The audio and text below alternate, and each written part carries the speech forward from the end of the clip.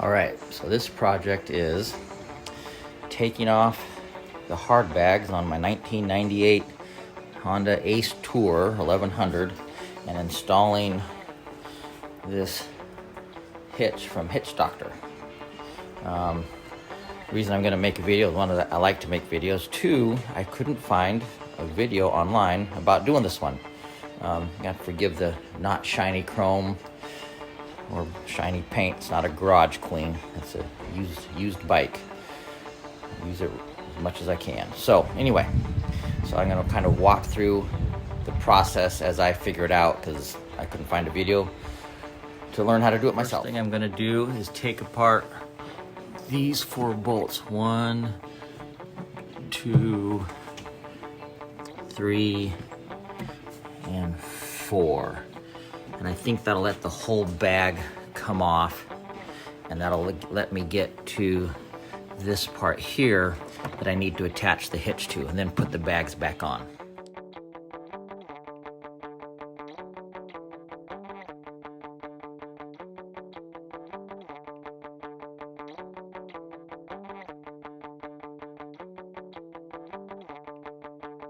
Well, that was stupid easy. All you need is an 8mm socket and wrench. You got 4 of these bolts. Leave those in there so I don't lose them. And they just come right off of here. The nuts on these guys are welded in place, so I think unless they're rusted or messed up, it's no big deal. They just come right off. Next step is to remove this guy here. Goes across and over to here. They call it the spreader tube. So looks like we got a couple bolts and nuts here to take off next. Here's a little hint that I've picked up over the years. Sorry about the image quality. My GoPro is an action camera and it sees lots of action, gets abused. But anyway, here is a JIS Phillips screwdriver. I believe it stands for Japanese Industrial Standard. I'm not exactly sure what's different about it, but I do know that it does tend to fit the Phillips head screwdrivers or screws on these Japanese motorcycles much better. To allow easier access to those nuts under there, I'm gonna take this guy and this guy off those Phillips and just take this whole saddle bag support out on both sides to let me have access down underneath here to the spreader tube nuts.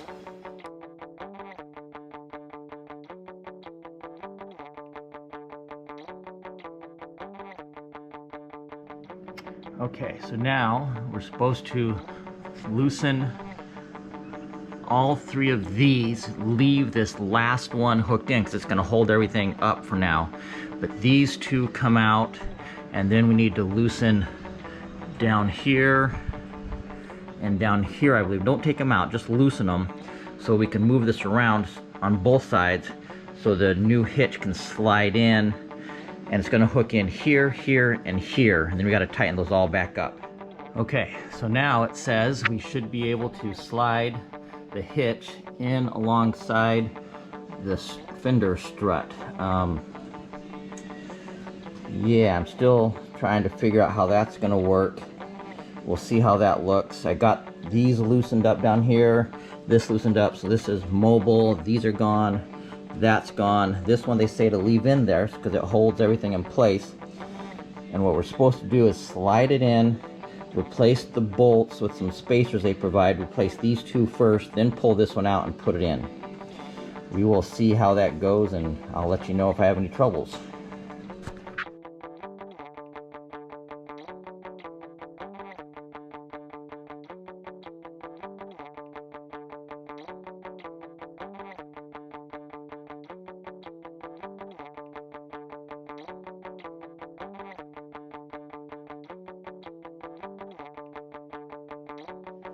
So I loosened these 2 bolts as well, loosened those some more, those some more. A word of advice is have a friend help you, because this is, it's not easy to do by yourself. It's a pain in the butt.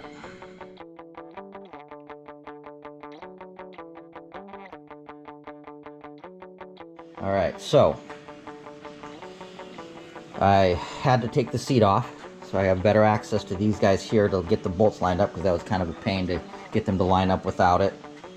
Now I have to install this, but I have an aftermarket sissy bar that I still want to use, so I got to take this off, try and keep the fender from falling out of place, hook this back in, and then hook this up with the bracket they provided and see if I can get this to work with it again or not. We'll see.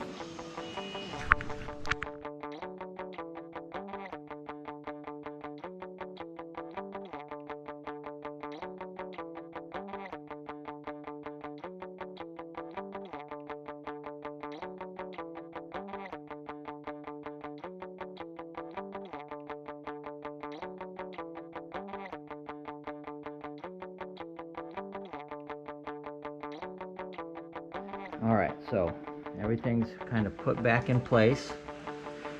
Finger tight, nothing's tightened down yet. All these things lined up. Took a little moving around, torquing here and there to try and get them to line up right. Okay, so once I removed this sissy bar, took the bolt out, it all slid in much easier. I'm going to use the sissy bar for the spacer. They provided me a spacer to go in between here. I'm just going to use the sissy bar for that space. Same thing here. Now the next step for this guy is these guys go between there and there, just like that. Got to line those up and then bolt that together. Same thing on this side. Again, once this bolt here was removed, it was much easier, but you just can't take it out too soon because then this whole thing falls down. You got to fight through it to get this mounted first, and that holds the fender relatively in place. I put stuff up underneath my hitch so it wouldn't fall down so far, made it a ton easier. Hopefully you learn from this video and it'll make your job easier and quicker than mine. Learn from my mistakes. So next we're going to hook on what they told me was the mud flap bracket.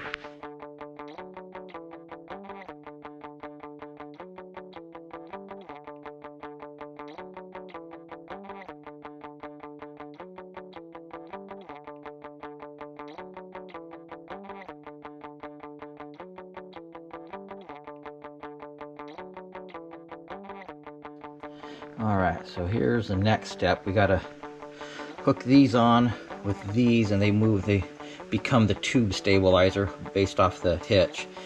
But what's weird is now they send me a T25 bolt to hook them all together. I'm not sure why they choose a T25 over an Allen wrench or a metric even, I guess, I don't know. But so know you're gonna need a T25 if you use a HitchDoc kit like this. So these guys that came with the kit are really badly rusted inside. I don't know if it's been sitting around for a while.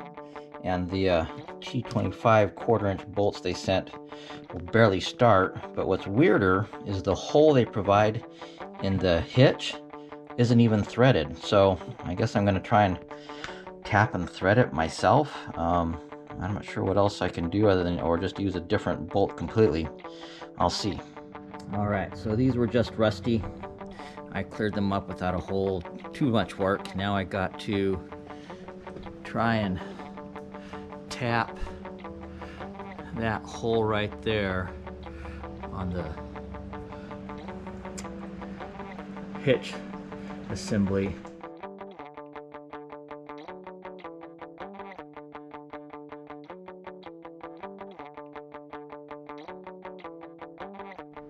Alright, so there I got those guys mounted. Once I get them all these other bolts tightened down, I'll come back and tighten this down and put in the piece that I took off that held out the bar here before. This just keeps this part stable. So I think this will be the last part I tightened down.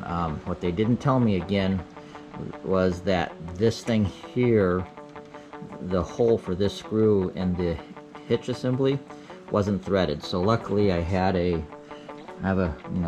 die and tap get up, and I found the right size, and I just slowly threaded them myself.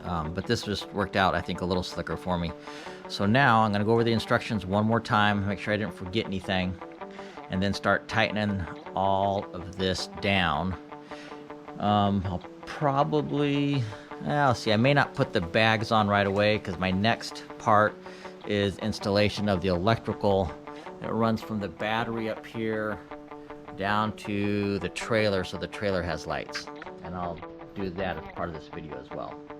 Okay, so I'm just starting to uncover the wiring harness that runs back to my tail lights here.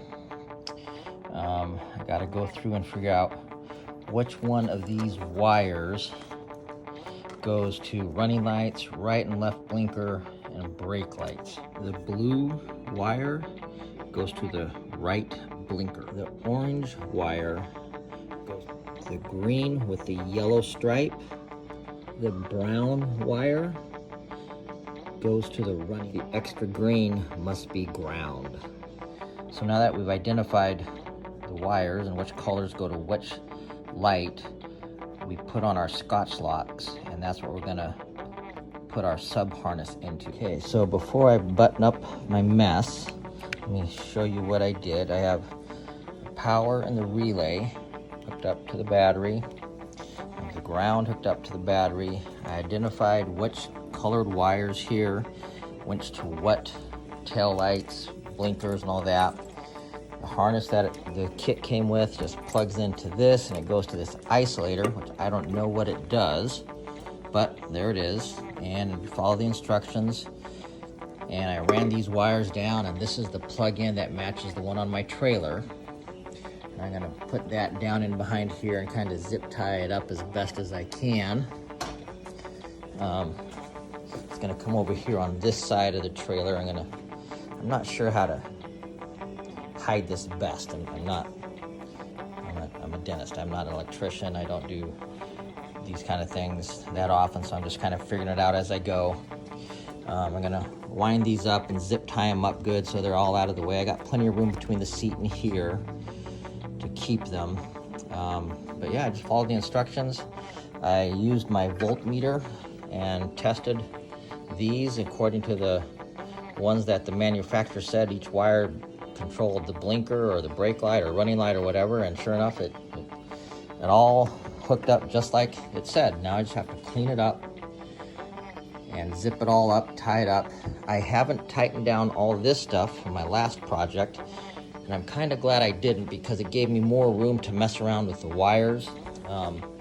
But now I just got to tighten all these bolts back up after putting on the trailer hitch, tighten it all back down, and then put on my saddle bags, my hard bags again. And I think I'm ready to pull a trailer with this bad boy. We'll see. I'll let you know how that goes.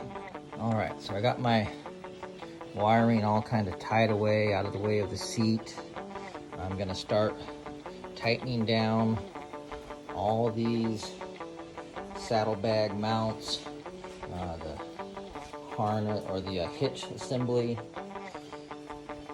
And then just before I put on the saddlebags, I'll put in the last of my zip ties for my harness, wiring harness for the trailer.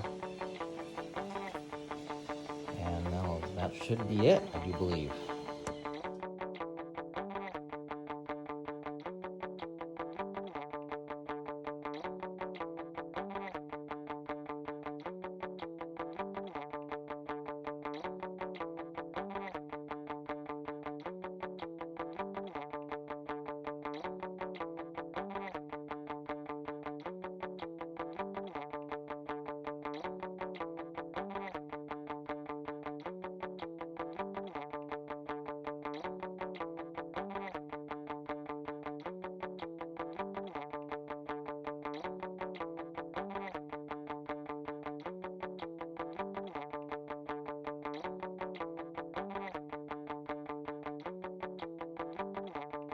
All right, so here's the finished project. With the, I gotta tighten this down. I gotta go get some pipe wrenches, get that 1 7/8 ball tightened down. Here's my pigtail I tied in, and I did check with the voltmeter.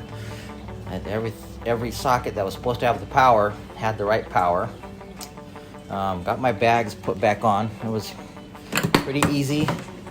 I just had to take those off. There's 4. One down there. and then one back there. Those 4 things, the bags come right off. So maybe that's why no one ever put a video on YouTube about it, because it wasn't hard. But now you know.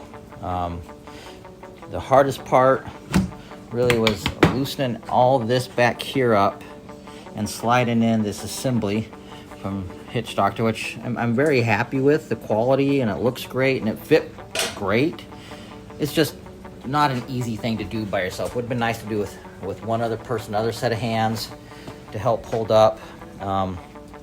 Went through and I tightened it all back down. I got the wiring harness all done and wrapped away in here. Probably should have cut away extra wire that I had in there, but I just chose not to because I had plenty of space. Got the seat back on and tightened down. And shoot, all I got to do is get my little trailer registered, get it licensed or registered, and I'm good to give it a test camping run. That's the last of the projects I had to do on this bike for a while. I tell you, having that homemade bike lift I just finished, that was a huge change, game changer, huge difference. It was a huge difference, man. Being able to stand up straight and work on the electrical under there, being able to sit down on that and be right at the right level for everything. Anyway, that's the end of that project. Thanks for watching.